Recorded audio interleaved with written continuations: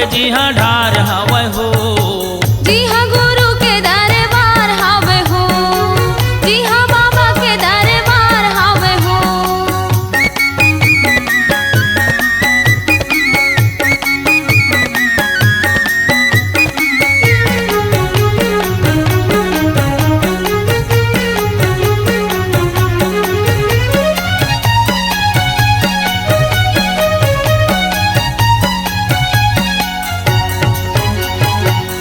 के पुजारी गुरु डोंगरी में जावा थे, छाता पहाड़ में जाके ध्यान लगावा थे।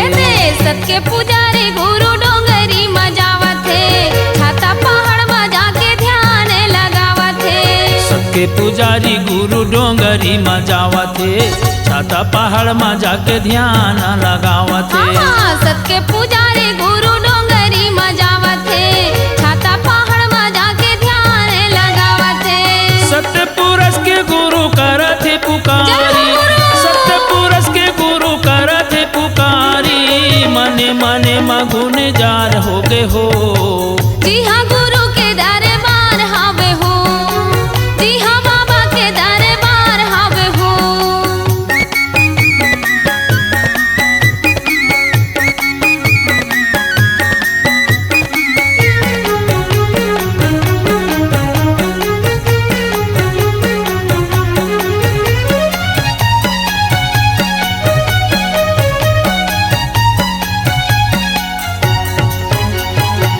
भगवा के रूप धरे पुरस पिता आए है, मारे किलकारी गुरु बाबा ला डरवाए है। भगवा के रूप धरे पुरस पिता आए है, मारे किलकारी गुरु बाबा ला डरवाए है। भगवा के रूप धरे पुरुष पिता आए है, मारे किलकारी गुरु बाबा ला डरवाए है। भगवा के रूप धरे पुरस पिता आए है, मारे किलकारी गुरु बाबा ला डरवाए है। हाथी घोड़ा बघवा भालू भीड़ी हो गए भारी, हाथी घोड़ा बघवा भालू भीड़ी हो गए भारी, बड़े बड़े सांप के फुनकार हो गए हो।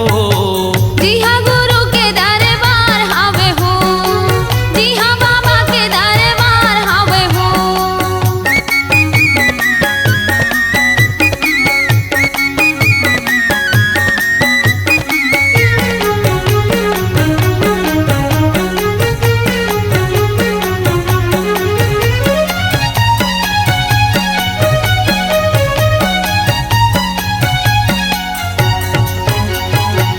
पुरस पिता गुरुदेव वरदानी, भगवायो भालू संग होवा थे मितानी।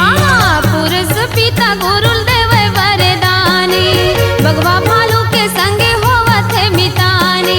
पुरस पिता गुरुदेव वरदानी, भगवायो भालू संग होवा थे मितानी।